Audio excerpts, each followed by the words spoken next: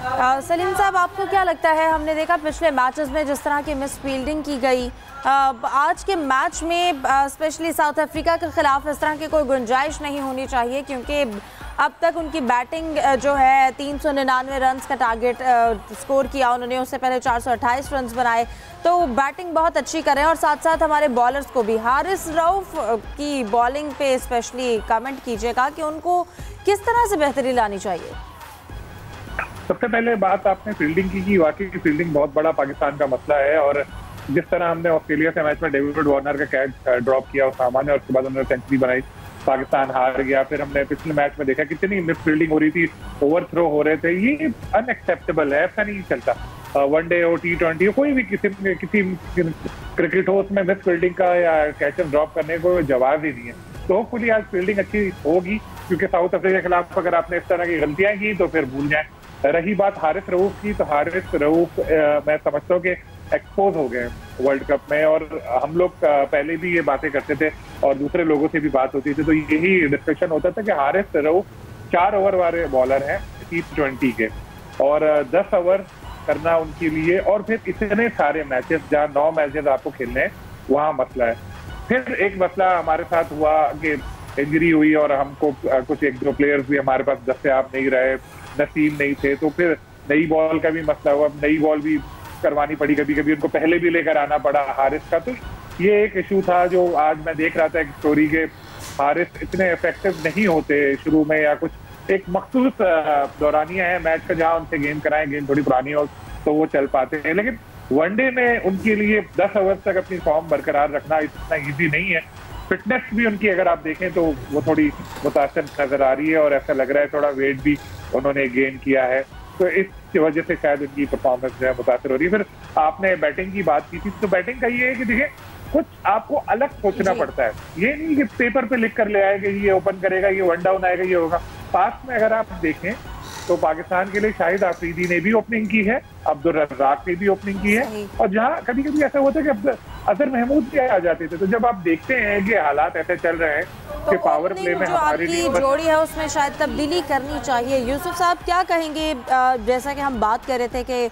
बड़े स्कोर बन रहे हैं, बैटिंग बहुत अच्छी है, तो इसकी क्या ये भी वजह हो सकती है कि दोनों एंड्स पे न्यू बॉल यूज़ की जाती है, इस वजह से भी जो है वो हाई स्कोरिंग मैच हो रहे हैं? नहीं, ये तो न्यू बॉल तो पहले से ही यहाँ पे चल रही हैं, ये पहली दफ़ा वर्ल्ड कप में थोड़ी इस्तेमाल की जा रही हैं। असल चीज़ है प्लानिंग की, पाकिस्तान की जो प्लानिंग है वो खासी पुअर है, जबकि जो मद्दे मुकाबले टीम है वो अच्छे होमवर्क के साथ यहाँ पर आई हैं। जब टीम फॉर्म में नहीं होती तो फिर हर चीज़ गलत होना शुरू हो जाती है। पाकिस्तान को एक अच्छे इनिंग्स की ज़रूरत है, जब इब्तिदा में ओपनर्स की जानब से, इमाम हक की जानब से और अब्दुल्ला शफीक जो हमेशा अच्छी परफॉर्मेंस देने की कोशिश करते हैं, आज उनसे अच्छी तवक्को है कि वो अच्छी पाकिस्तान के लिए इनिंग खेलने में कामयाब होंगे। अगर पाकिस्तान को अच्छा आगाज़ मिल जाता है उसके बाद भी हमें ये देखना होगा कि जो आने वाले बल्लेबाज हैं, बाबर आजम पर एक बहुत बड़ी इनिंग्स की आज जिम्मेदारी दी जा सकती है, क्योंकि वो कप्तान ही आखिरकार उसको जवाबदेह होना पड़ेगा, और जिस तरह के आजकल हालात उनके खिलाफ जा रहे हैं, तो मैं नहीं समझता कि अगर वो इस मैच में या इस वर्ल्ड कप में पाकिस्तान टीम को सेमीफाइनल तक पहुँचाने में कामयाब नहीं हो पाते, फिर उनका कप्तान बरकरार रहना बहुत मुश्किल है। मुझे लग रहा है कि उनकी जगह नया कप्तान हमें लाना पड़ेगा, क्योंकि अब कप्तानी के हवाले से इतने कारगर साबित नहीं हुए। तो आज टेस्ट है बाबर आजम का भी और पाकिस्तान की पूरी टीम का भी, ख़ास तौर पर पाकिस्तान की आवाम का भी, और टीम को सपोर्ट करें। हम भी दुआ कर रहे हैं और कोशिश ये और दुआएं यही है कि पाकिस्तान की टीम आज अच्छा परफॉर्म करे और आने वाले जो बाकी मैच उसमें भी कामयाबी हासिल करके सेमीफाइनल तक ज़रूर पहुँचे। सही।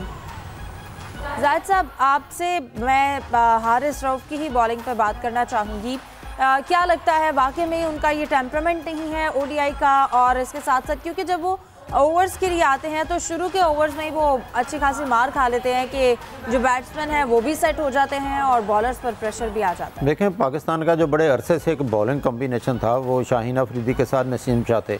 और जब से नसीम शाह अनफिट हुए हैं पाकिस्तान का वो कॉम्बिनेशन बन नहीं सका। उनकी जगह पे पहले था कि किसको लिया जा रहा है, फिर हसन अली काफ़ी अरसे से खेले नहीं थे। नो डाउट हसन अली ने 1-2 मैचों में अच्छी बॉलिंग की है, उनका कम बैक हुआ, लेकिन पाकिस्तानी टीम का वो रिदम बन ही नहीं सका। हारिस रऊफ का अक्सर अब जिक्र किया जाता है कि उनको T20 से ही आए थे, बिग बैश में अच्छी बॉलिंग करने के बाद वो पाकिस्तान की T20 में आए, वहाँ से कम बैक किया, उन्होंने वनडे टीम में आए। तो हसन बिल्कुल ही अब कहना चाहिए या तो दूसरी टीम में रीड कर चुकी हैं हमारे बॉलर्स को। हमारे स्पिनर्स पे तो बहुत तनकीद हुई है, इनके साथ साथ जब आप फास्ट बॉलर्स को देखेंगे तो फास्ट बॉलर्स ने भी वो परफॉर्मेंस नहीं दिखाई। 1 या 2 मैचों में ऐसा हुआ कि शाहीन अफरीदी की इब्तदाई ओवर्स में कैचेस ड्रॉप हो गए, उससे भी नुकसान हुआ, क्योंकि एक जब कैच ड्रॉप होता है तो जाहिर है बॉलर्स जो है कि बड़ा नुकसान होता है उसके मोराल को भी, और पाकिस्तानी फील्डर्स को इनका साथ देना होगा। अब तो जो कुछ है पाकिस्तान के पास उस तरह से प्रेशर नहीं लेना चाहिए।